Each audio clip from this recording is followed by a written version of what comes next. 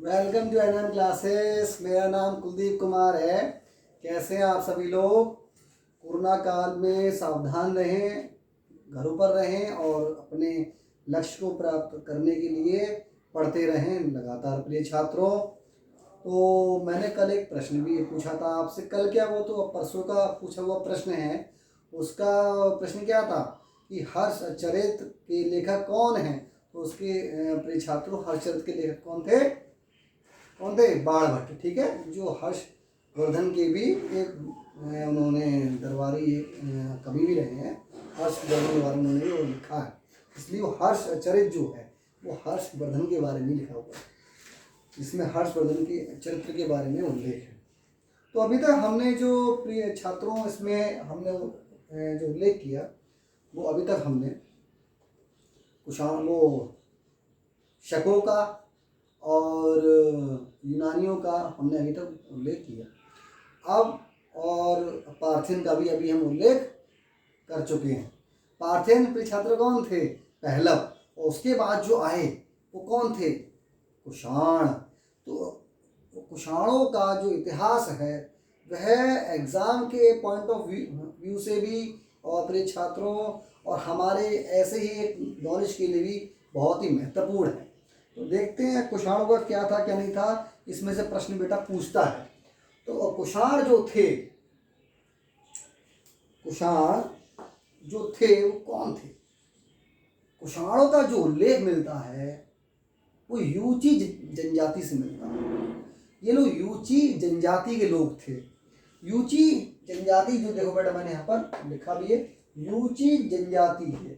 तो यूची जनजाति एक चंद्रमा की जनजाति, मतलब एक उनके हिसाब से होती होगी। जैसे इधर हिंदुओं में सूर्यवंशी चंद्रवंशी होते थे, ऐसे ही यहाँ उधर चंद्रमा जनजाति होती थी, जिसे यूची जनजाति कहा जाता था, या तोचारियन। ठीक है, चाहे यूची कह लो या तोचारियन, जो कि 5 वंश थे जिसका नाम था कुइशैंग में से एक थी। और ये यूची जनजाति थी वो बड़े लोगों में, मतलब जैसे कि विभाजन हुआ उसका यूची जनजाति का बहुत बृहद स्तर पर। ये खाना बादोश जो जाति लोग थे, जिसे कहते खाना बादोश। तो खाना बादोश एक जाति थी ये। तो इन्होंने मूल रूप से, ये थे कहाँ के? मूल रूप से प्रिय छात्रों ये उत्तरी मध्य एशिया के लोग थे। ठीक है, कहा जाता है कि ये चीन के आसपास भी थोड़ा इनका क्षेत्र था। तभी आपने देखो नाम देख लिया होगा, कुइशैंग में से ये जाति थी यूची जनजाति। तो इन्होंने सबसे पहले जो आक्रमण किया, जो अपना क्षेत्र घेरा या जिस क्षेत्र पर जो काबिज हुए बेटा, वो था बैक्ट्रिया। मुझे बार बार आपको बताने की आवश्यकता नहीं है कौन सा क्षेत्र था। बैक्ट्रिया कौन सा क्षेत्र था? उत्तरी अफगानिस्तान क्षेत्र था अपने छात्रों, वो बैक्ट्रिया का क्षेत्र था। ठीक है, उस पर कब्जा किया और जहाँ से उन्होंने सबसे पहले शकों को विस्थापित किया। जो शक जो राजा थे, सीथियन थे, उनको वहाँ से विस्थापित किया। ठीक है, और उनको शकों को विस्थापित करने के बाद इन्होंने गांधार को जीता। जो गांधार का क्षेत्र था, उत्तर पश्चिम भारत का जो क्षेत्र था गांधार, उसको जीता। ठीक है, और इन्होंने निचली सिंधु घाटी से, ठीक है, और गंगा घाटी और ऑक्सस व गंगा नदी तक इनका प्रभुत्व स्थापित हो गया। ठीक है, और मध्य एशिया में देखते ही, ये मैंने बेटा शॉर्ट में लिख दिया है, माँ का यहाँ पर मतलब है, माँ डॉट का मध्य एशिया से खुरासान। तो मध्य एशिया से खुरासान और खुरासान तक से, फिर खुरासान से उत्तर प्रदेश की, मैंने बेटा शॉर्ट में लिख दिया, उत्तर प्रदेश के वाराणसी और आसपास 9 देशों, मतलब मैंने यहाँ ये भारत की केवल बात नहीं कर रहा हूँ, जैसे उसके आसपास के जो क्षेत्र छोटे छोटे देश थे उस समय, तो वहाँ तक उनका प्रभुत्व स्थापित हो गया। ठीक है, तो अब बात करते हैं कि इनके शासक कौन कौन थे। जो प्रमुख शासक हुए प्रिय छात्रों, इसमें से पूछता है, बहुत इंपॉर्टेंट है। कदफिसेज। तो कुजुल कदफिसेज या कदफिसेज प्रथम, बात एक ही, ठीक है बेटा।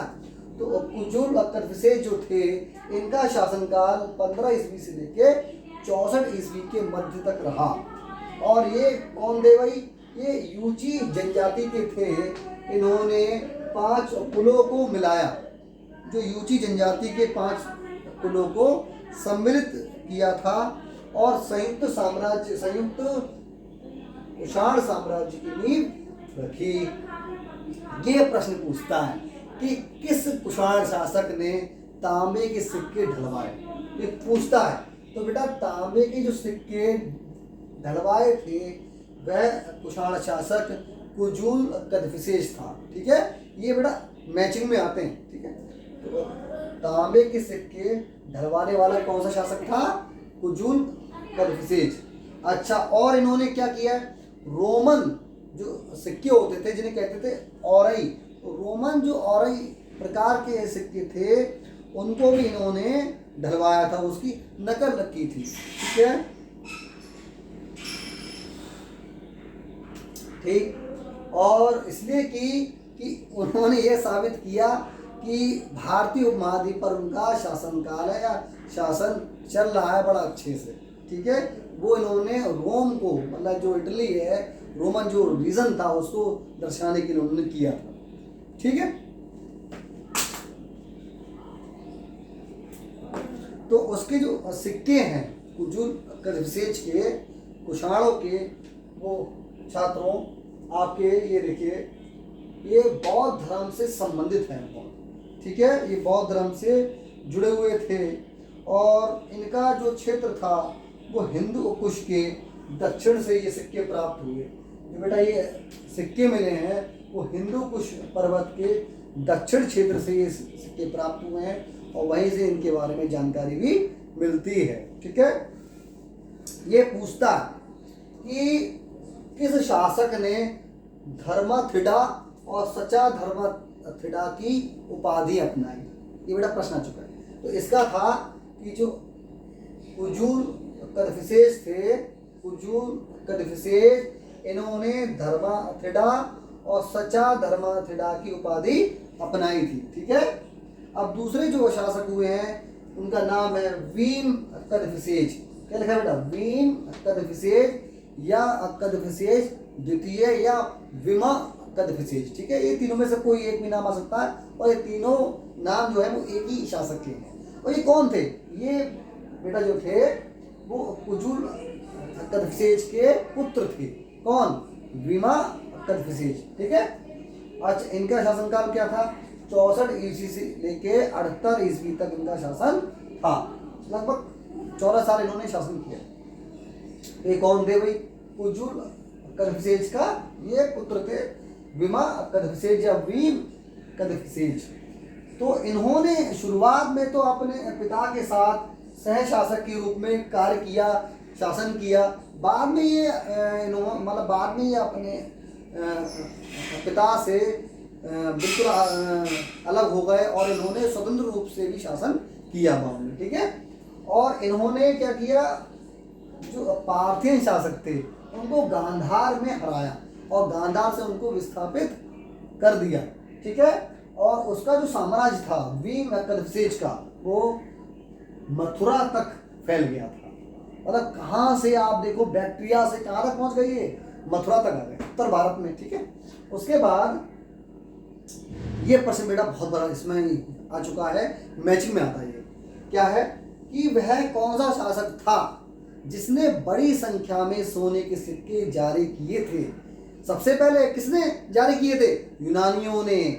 बताया था मैंने आपको लास्ट क्लास में, या तो ग्रीक शासकों ने, चाहे आप ग्रीक शासक कह दो चाहे आप यूनानी कह दो, बात की। अच्छा, और उसके बाद जो बेटा किए थे वो वीम कदफिसेज ने या विवा कदफिसेज ने, कुषाण में जो शासक था उसने बड़ी संख्या में सोने के सिक्के जारी किए थे। ये प्रश्न आ चुका है, ठीक है। और ये भगवान शिव के बहुत बड़े भक्त थे। कौन? वीम कदफिसेज, जबकि इनके पिता कुजुल कदफिसेज बौद्ध धर्मी थे, ठीक है। तो अपने अपने विचार होते हैं। अच्छा, उसके बाद इन्होंने अपने सिक्कों में दर्शाया है या उसमें अंकित करवाया है उसमें कि उन्होंने अपने आप को महेश्वरा महेश्वरा नाम से अपने सिक्कों पर अपनी छाप छपवाई है। वो सिक्के जो हैं वो सोने के और तांबे के दोनों सिक्कों पर महेश्वरा जो है वो अपने आप को इन्होंने घोषित किया है। और इन्होंने अपने सिक्कों पर, किसने, विम तर्फसेज ने अपने सिक्कों पर शिव के त्रिशूल और बैल के स्पष्ट चिन्हों से उसको अंकित करवाया है अपने सिक्कों को। मतलब उस पर अगर आप देखेंगे उनके सिक्कों पे शिव के जो त्रिशूल हैं और बैल के जो चिन्ह हैं वो छपे हुए हैं। ठीक है बेटा। अब इसके बाद आए कुषाणों के सबसे प्रभावशाली, सबसे प्रतिभाशाली और सबसे प्रसिद्ध शासक, वह थे कनिष्क, जिन्होंने चौथी बौद्ध धर्म की संगति की करवाई थी। याद है ना आपको, जो मैंने आपको बौद्ध धर्म में जो लास्ट वाली जो संगति समझाई थी, जो लगभग पहली ईसा पूर्व के आसपास है, वो पहली ईसवी के आसपास जो हुई थी। ठीक है बेटा। तो ये क्या है इनके बारे में, इनका जो शासनकाल था वो 78 ईस्वी से 101 ईस्वी के मध्य था। लगभग 23 साल इन्होंने शासन किया। तो ये भाई ये कौन थे, ये अभी तक आप देख रहे हैं कि एक का पुत्र का शासन लगातार चल रहा है, वंशावली शासन है। तो ये भी वीम कदफसेज के पुत्र थे। ठीक है। अच्छा, सबसे प्रसिद्ध कौन हुए थे बेटा, ये कुषाण शासक। ठीक है। और इनके समय कुषाणों का जो साम्राज्य था वो अपने शीर्ष पर था। तो इनका भाई साम्राज्य कहाँ तक था, तो इनका जो साम्राज्य था वो उत्तर पश्चिम, बेटा मैंने शॉर्ट में लिख दिया, उत्तर पश्चिम भारत और गंगा घाटी का क्षेत्र, दक्षिण में मालवा का क्षेत्र, और उत्तर भारत में हम देखेंगे तो वाराणसी, कौशाम्बी, श्रावस्ती, और उधर मध्य प्रदेश में सांची का जो स्तूपा है वो कहाँ पर है। ये आज का प्रश्न है आपके लिए कि सांची का जो स्तूप है वो किस प्रदेश में है। बोलो, चलो आपने देख लिया कि मध्य प्रदेश में है, लेकिन किस जिले के आसपास है या किस जिले में उसकी लोकेशन है, उसका उत्तर आप YouTube मेरे चैनल पे कमेंट सेक्शन में देंगे। ठीक है। तो सांची का स्तूपा तक इनका बेटा शासन था। इनके अभिलेखों से, सिक्कों से जानकारी मिलती है कि इनके सिक्कों में जो भाषा यूज हुई है वो बैक्ट्रिया भाषा यूज हुई है। ठीक है ना। बैक्ट्रिया भाषा से एक तरीके से स्पष्ट होता है। और इनका जो एक अभिलेख प्राप्त हुआ है वो रवातक अभिलेख से प्राप्त क्या होता है, जो अभिलेख बेटा प्राप्त हुआ है वो है रवातक अभिलेख। बेटा ये आ चुका है रवातक अभिलेख। उसमें क्या है, अफगानिस्तान के आधुनिक जो बुरहान प्रांत है, अफगानिस्तान का जो आधुनिक क्या कौन सा प्रांत है, बुरहान, वहाँ से जानकारी मिलती है कि इनके सिक्कों में कौन सी भाषा यूज हुई है बेटा, अफगानिस्तानी भाषा या बैक्ट्रियाई भाषा प्रयोग हुई है। अच्छा, दूसरी बात ये प्रश्न भी इसमें आ चुका है कि किस शासक ने देव पुत्र की उपाधि अपनाई थी। तो कनिष्क ने देव पुत्र की उपाधि अपनाई थी। अच्छा, और क्या है कि इनके सिक्कों में कुछ एक ऐसे सिक्के हैं जिनमें नुकीली टोपी ये पहने हुए हैं, या नुकीली टोपी का कोई एक मानव है, वो उसकी एक तरीके से उसमें आकृति मिलती है, वो कनिष्क के सिक्कों में मिलती है। ठीक है। और कनिष्क की 2 राजधानियां थीं। पहली राजधानी कहाँ थी, जो उत्तर पश्चिम भारत का जो क्षेत्र था उसको नियंत्रित करने के लिए उनकी बेटा राजधानी थी पुरुषपुर या पेशावर, जो आधुनिक कहाँ पर है, पाकिस्तान में। तो पेशावर भी इनकी क्या थी, राजधानी थी। उस समय उसका नाम क्या था, पुरुषपुर। ठीक है, लिखा है मैंने। और दूसरी जो इनकी बेटा राजधानी थी वो कहाँ थी, मथुरा। ठीक है। अब थोड़ा इनके बारे में बताता हूँ मैं, तब तक आप इसको लिख लीजिए, नोट कर लीजिए। मैं थोड़ा साइड से हट जाता हूँ और वीडियो पॉज करके लिख लेना।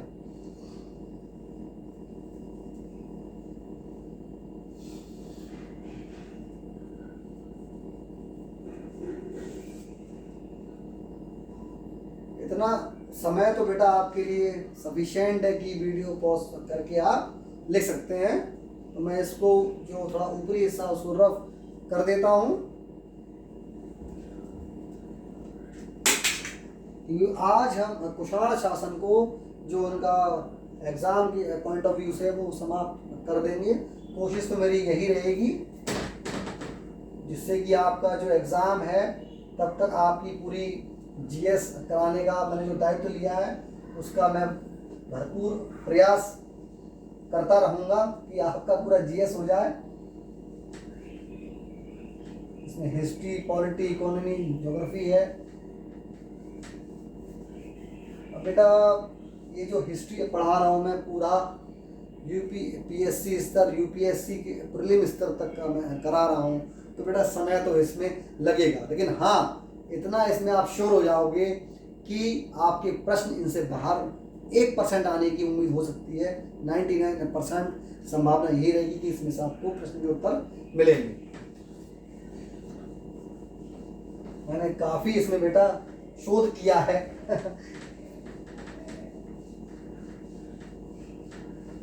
और आपको इसका लाभ भी मिलेगा, आप देखना बच्चों।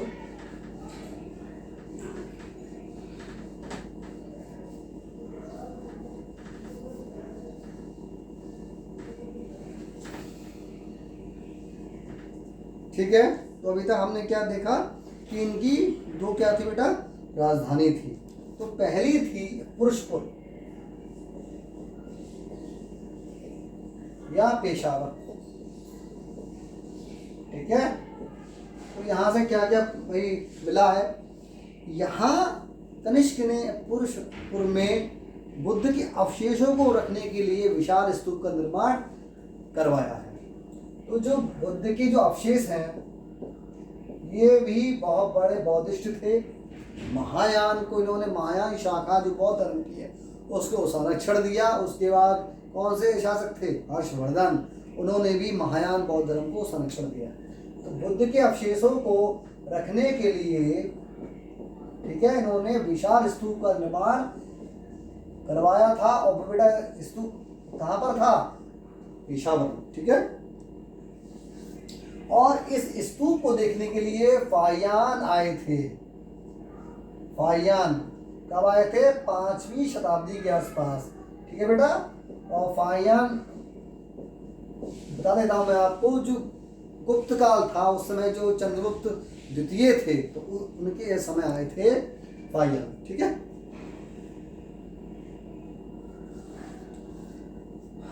अच्छा, इन्हें जो है कनिष्क को क्यों याद किया जाता है, उसके दो प्रमुख कारण हैं। पहला कारण है क्या, कि इन्होंने शक संवत प्रारंभ करवाया था। ये बेटा पूछता है कई बार, शक संवत कब प्रारंभ हुआ था, ये 78 ईस्वी में। ठीक है, और विक्रम संवत कब हुआ था प्रारंभ, 58 ईसा पूर्व में, और ये 78 ईस्वी में। ठीक है, लगभग कितना सालों का अंतर हुआ, जोड़ना। ठीक है, और शक संवत जो है वो भारत सरकार द्वारा प्रयोग में लाया जाता है।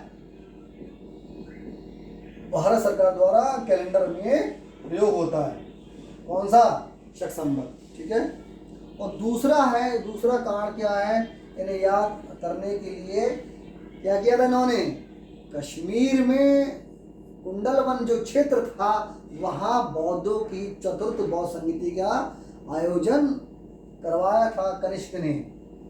कहाँ पर, कुंडलवन। ठीक है बेटा, वहाँ पर चौथी क्या करवाई थी इन्होंने, बौद्ध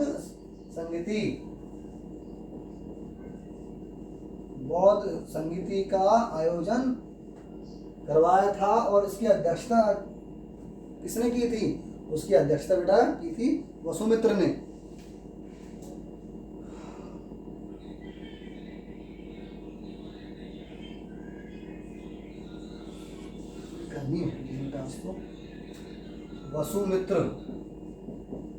वसुमित्र की अध्यक्षता में वो चौथी बौद्ध समिति हुई। और इस बौद्ध संगति को कराने की सलाह किसने दी थी, ये बेटा पूछता है। तो ये थे पासा। पासा एक बौद्ध सन्यासी थे। इन्होंने कनिष्क को सलाह दी कि इस समय आपको बौद्ध धर्म की जो एक सभा है वो पूरे वैश्विक स्तर पर करानी चाहिए, क्योंकि जो मतभेद हैं आपसी बौद्धों में वो थोड़े दूर होंगे। तो इसी चौथी बौद्ध संगति में क्या हुआ था कि हीनयान और महायान जो दो प्रमुख शाखाएं थी बौद्ध धर्म की, वो विभाजित हो गई, अलग अलग बन गई थी। ठीक है, तो उसके बाद क्या हुआ, अब अच्छा इनके समय कुछ बहुत बड़े या विद्वान जो बौद्ध सन्यासी थे वो भी बहुत बड़े हुए थे, जैसे अश्वघोष।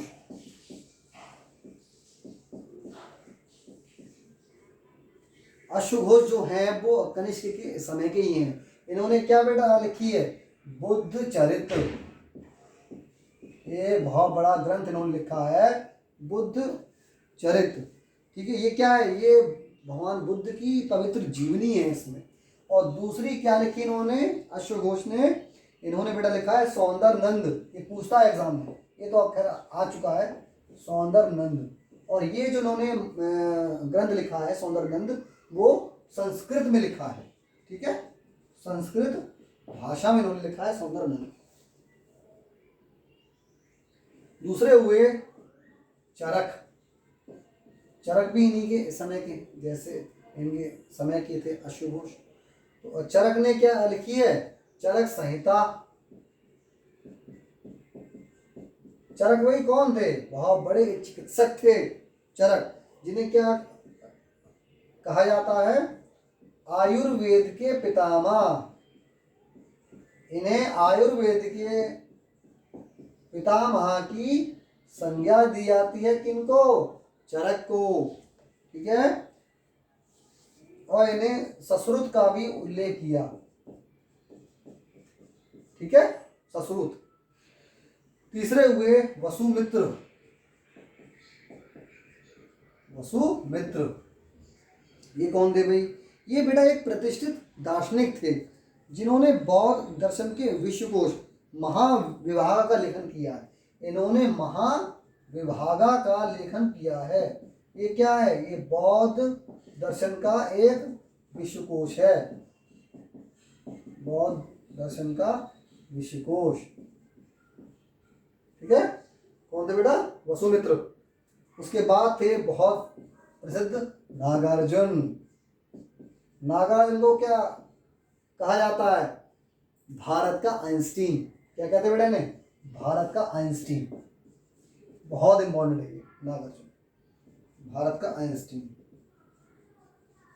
क्यों कहा जाता है इन्हें भारत का आइंस्टीन, क्या किया था इन्होंने ऐसा, इन्होंने बेटा सापेक्षता का सिद्धांत दिया था। सबसे पहले आइंस्टीन से ही पहले इन्होंने सापेक्षता का सिद्धांत दिया था।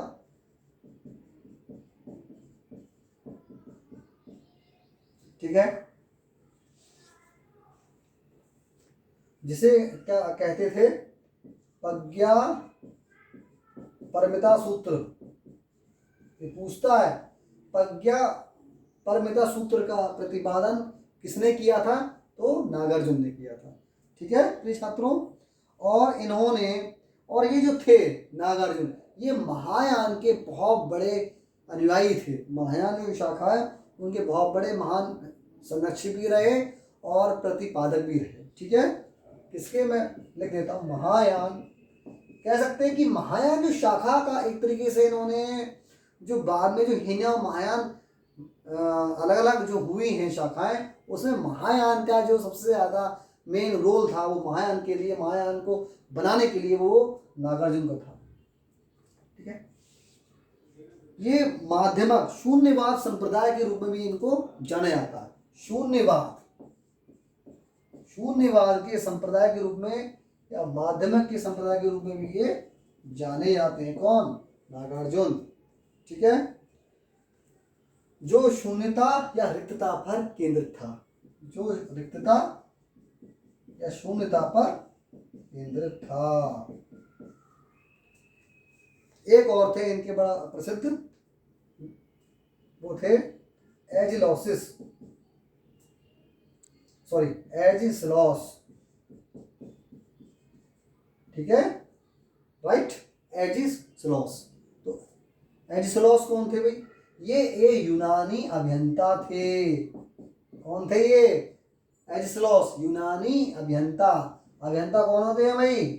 इंजीनियर। इंजीनियर की हिंदी होती है बेटा अभियंता। तो यूनानी ये अभियंता थे जिन्होंने पुरुषपुर का जो महान विशाल स्तूप था उसका निर्माण करवाया था। कहाँ का? पुरुषपुर का जो स्तूप था उसका निर्माण करवाया, ठीक है। अच्छा, कनिष्क ने गांधार और मथुरा मूर्ति कला विद्यालयों को भी संरक्षण दिया, है ना। मथुरा से कनिष्क को एक योद्धा के रूप में दर्शाती हुई शिरोहीन मूर्ति प्राप्त हुई है और उसने मध्य एशिया में प्रसिद्ध सिल्कूट को भी नियंत्रित किया, ठीक है। देखते हैं, तो मथुरा से क्या प्राप्त हुआ है? कनिष्क की शिरोहीन मूर्ति। शिरोहीन मूर्ति मतलब क्या बेटा इसका? शिरोहीन मूर्ति का, शिरोहीन का अर्थ है यहाँ पर एक ऐसी मूर्ति है कनिष्क की जिसका सर कटा हुआ है, उसके ऊपर सर नहीं है, केवल हाथ में एक स्वॉर्ड है और एक इस तरीके से उनका ये मूर्ति बनी हुई है। वो बेटा कहाँ से प्राप्त हुई है? मथुरा से, जिसका सिर कटा हुआ है उसमें सर नहीं है, कनिष्क का, ठीक है। कहाँ से प्राप्त हुई है? मथुरा से, ठीक है। और इन्होंने गांधार और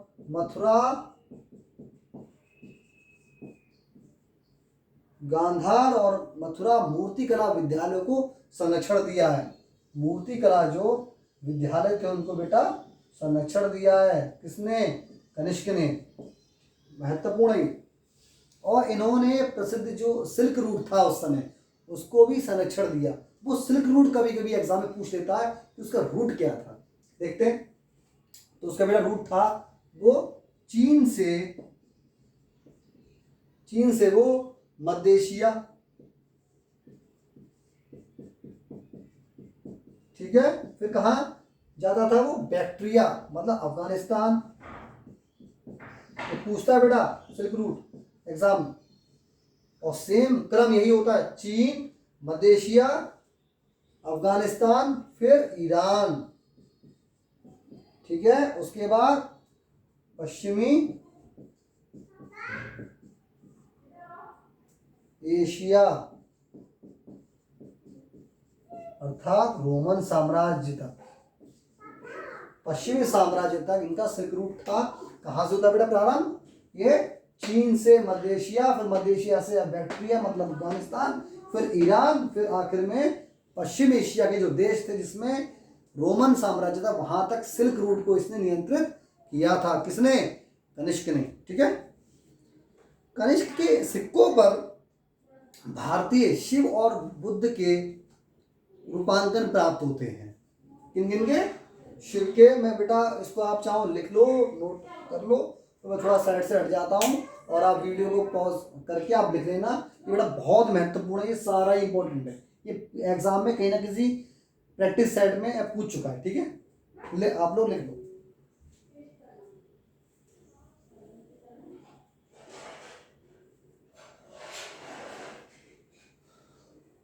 ठीक है, मुझे उम्मीद है कि आप तक मतलब आपने अभी तक इसको वीडियो को पॉज करके लिख रहे होंगे या लिख लिया होगा, ठीक है।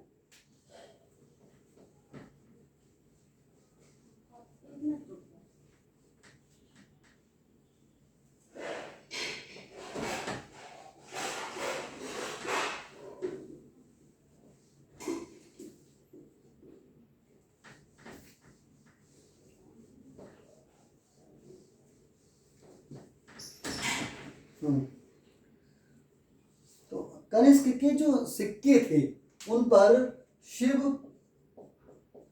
और बुद्ध के रूपांतरण प्राप्त हुए। बुद्ध की मतलब शिव जी के एक तरीके से उनकी आकृतियां हैं। और यूनानी जो देवता थे इसमें हेलियोस, ठीक है। हेलियोस कौन से थे भाई? यूनानी देवता। सूर्य देवता है। जैसे हमारे यहाँ भगवान सूर्य हैं, ऐसी वहाँ जो यहूदी जो साम्राज्य है, जूस जो साम्राज्य है या धर्म है, उसमें जो सूर्य देवता उनका नाम वहाँ पर यूनानी में या बैक्टीरिया ग्रीक में क्या नाम है? हेलियोस। ये सूर्य देवता है बेटा, हेलियोस पूछ सकता है। ठीक है। सेलेनी चंद्रमा की देवी, ठीक है, चंद्रमा की देवी, ठीक है। और पश्चिम एशिया के जो फारसी देवता हैं उसमें थे आतश। पश्चिम एशिया के जो फारसी देवता है बेटा आतश। आतश का क्या अर्थ है वहां पे? अग्निदेव, ठीक है, अग्निदेव। और मित्र, वहां पर जो फारसियों में देवता हैं, जैसे यूनानियों में क्या नाम है सूर्यदेव का? हेलियोस। ऐसी बेटा वो फारसी साम्राज्य में सूर्य का क्या नाम है? मित्र। ये कौन है? सूर्यदेव है, ठीक है। तो इनके भी उनके जो कनिष्क के सिक्के थे उन पर उनके भी साक्ष्य प्राप्त हुए हैं। जो देवी देवता हैं इनकी भी वहां पर आकृतियां मिली, ठीक है। तो कनिष्क ने अपने शासन के अंतिम समय में चीनियों के विरुद्ध एक सफल अभियान इन्होंने बेटा किया था, और उस अभियान का इन्होंने नेतृत्व किया। और उस अभियान, एक तरीके से आप समझ लीजिए, वो उनका एक आखिरी और अंतिम अभियान था। और वो वहाँ के जो शासक थे चीन के, उनका नाम था जनरल पेंचाओ। क्या नाम था बेटा? जनरल पेंचाओ। ये जनरल पेंचाओ से हार गए थे। जो उनका आखिरी जो या फिर जो अंतिम युद्ध हुआ था चीनियों से, वो उनके बेटा कौन थे? जनरल पेंचाओ। ये जनरल पेंचाओ से युद्ध में हार गए, जनरल पेंचाओ से पराजित हुए, ठीक है। और जो दूसरे शासक थे चीन के, उनका नाम था होती। और ये होती से इन्होंने संधि भी की, और होती को शुल्क देने के लिए कनिष्क मजबूर हो गए थे, ठीक है। तो यहां तक बेटा आपका हुआ। होती को शुल्क देने को लिख देता हूं पूरा मैं, क्योंकि ये पूछ चुका है। शुल्क देने को मजबूर हुए थे कौन? कनिष्क, ठीक है। अच्छा, अंतिम कुषाण जो शासक थे वासुदेव द्वितीय, ठीक है।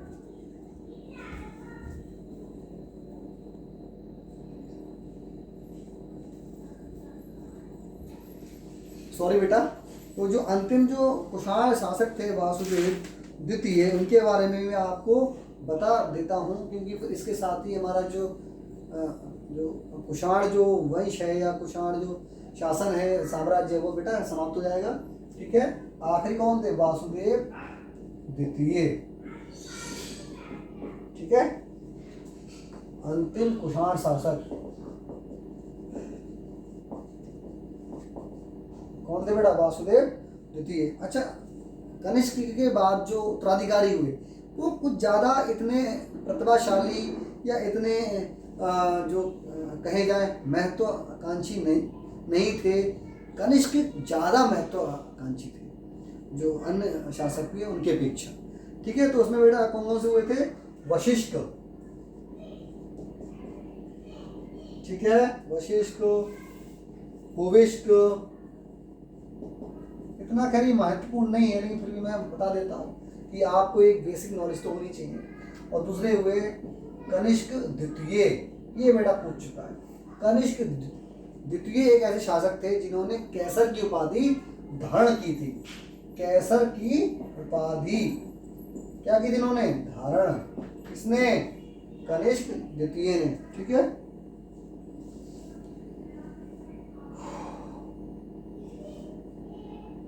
अच्छा, इसके साक्ष्य कहाँ से हुए बेटा प्राप्त? ये हुंजा जो एक नदी थी, हुंजा उस समय। तो काराकोरम जो श्रेणियां हैं, काराकोरम क्या है? पर्वतों की श्रेणियां हैं। तो काराकोरम सबसे ऊपर अगर आप देखना उत्तर भारत में सबसे ऊपर शीर्ष पे लद्दाख के, जो आप तो खैर पहले पूरा कश्मीर था, अब वो क्षेत्र कहाँ हो गया? लद्दाख का। तो सबसे ऊपर कौन सी श्रेणी है? काराकोरम, फिर लद्दाख की श्रेणी, बड़ी ट्रांस हिमालय में आता है। तो काराकोरम के पास एक नदी उस समय बहती थी, हुंजा, वहां से ये साक्ष्य प्राप्त हुए हैं। क्या? तो वहां से कौन से साक्ष्य प्राप्त हुए? वहां से अभिलेख प्राप्त हुए। क्या प्राप्त हुए? अभिलेख। वो कौन से अभिलेख हैं? अभिलेख। कौन सा अभिलेख है बेटा? उनकी मतलब लिपि कौन सी थी? इन अभिलेखों की लिपि कौन सी थी? खरोष्ठी लिपि। कौन सी थी? खरोष्ठी लिपि। ठीक है।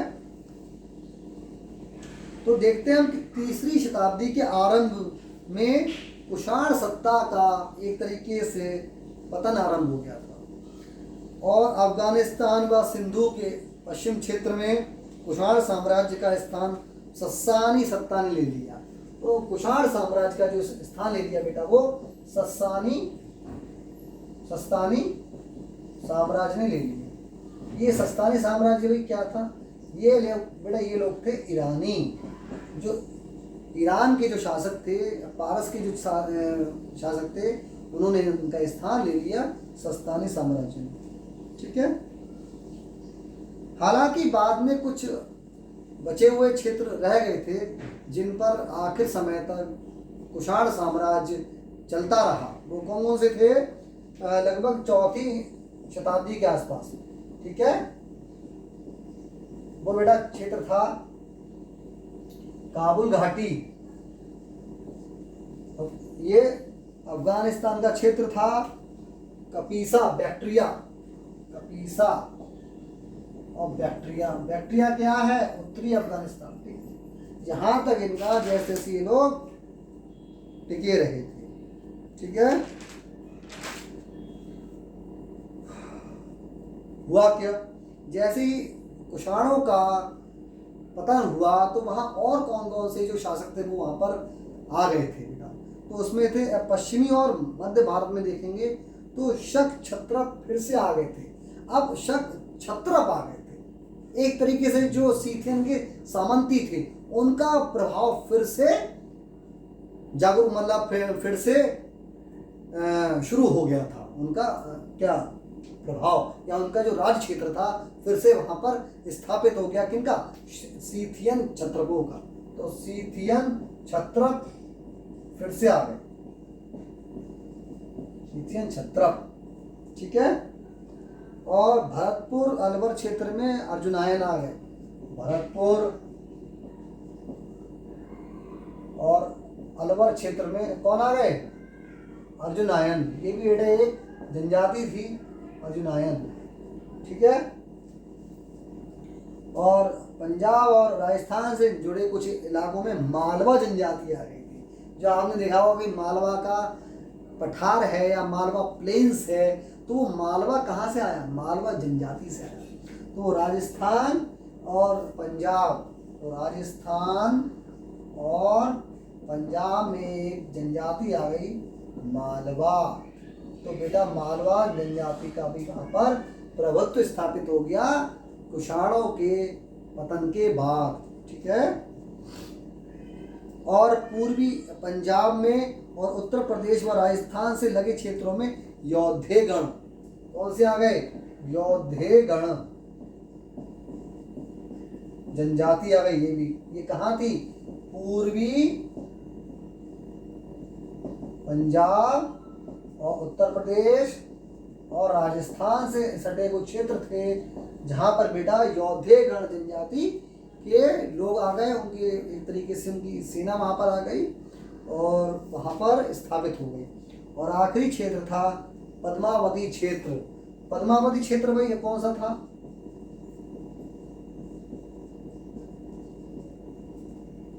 मध्य प्रदेश के आधुनिक ग्वालियर का जो क्षेत्र है वो एक तरीके से पद्मावती क्षेत्र था। कौन सा? मध्य प्रदेश के ग्वालियर क्षेत्र, ठीक है बेटा। वहां पर कौन सी जाति आ गई थी? जनजाति, मतलब नागा जनजाति। तो देखो नागा जनजाति कितनी पुरानी जनजाति है ना। नागा जो जनजाति थी, वहां के नागा एक राजा भी आ गए थे, नागा राजा भी वहां पर स्थापित हुए, ठीक है। और जो शक जो फिर से क्षत्रप आ गए थे, जिनका मैंने अभी जिक्र किया था, शक या सीथियन, ये बेटा कहाँ आए थे? पश्चिमी और मध्य भारत में। कहाँ पर? पश्चिमी और मध्य भारत में, ठीक है। आप इसको लिख लेना, तो आप इसको बेटा लिख लो, ठीक है। मैं साइड से हट जाता हूं।